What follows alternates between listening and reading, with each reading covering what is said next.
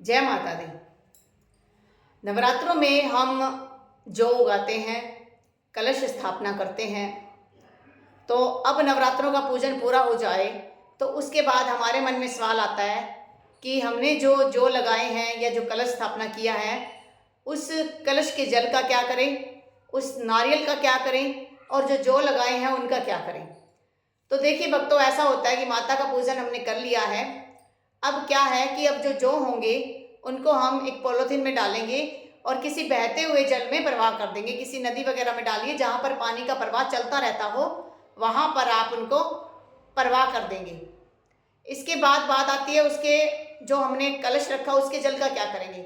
उसके जल का आप क्या करोगे कि उसके अंदर से जो सामान है उस सामान को आप बाहर निकाल लीजिए और उस सामान को, जो हमने इलायची, लौंग, एक सिक्का वगैरह जो कुछ डाला है, वो आप बाहर निकाल लीजिए, उनको सुखा लीजिए।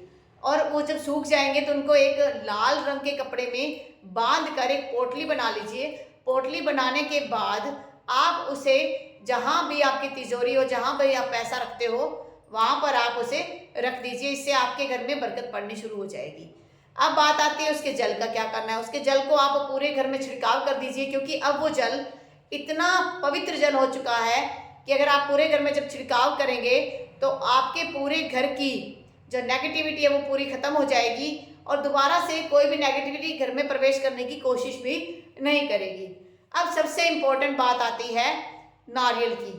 क्या नारियल के को तोड़कर उसके प्रसाद को खाया जाना चाहिए या उसको हमने पानी में प्रवाहित करना है या गौओं को खिलाना है, उसका क्या करना है। तो देखिए, जो हम, जैसे ये मैंने रखा हुआ है कलश पे जो नारियल रखा हुआ है, इस नारियल को हमने यहाँ रखा है। इसका मेन पर्पज यही होता है कि अगर हमारे घर में कुछ भी नेगेटिविटी है या हमारे ऊपर भी कुछ कराया है, कोई टोना टोटका करवाया हुआ है किसी ने, तो ऐसी कोई नेगेटिव चीज़ अगर है तो वो क्या करेगी, वो ये जो नारियल है ये अपने अंदर सोख लेगा। हाँ, जब प्रसाद पर चढ़ाने की बात आएगी तो देखिए, मैंने एक अलग से नारियल रखा हुआ है पीछे।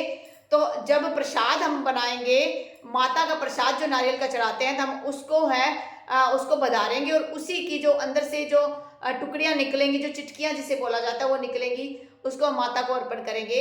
और आप चाहें तो इस वाले नारियल को आप ओपन करके देख सकते हैं। अगर ये अंदर से खराब निकलता है तो आपको ये मान लेना है कि आपके घर में जो नेगेटिव चीज़ें थी वो इसमें समाहित हो चुकी हैं।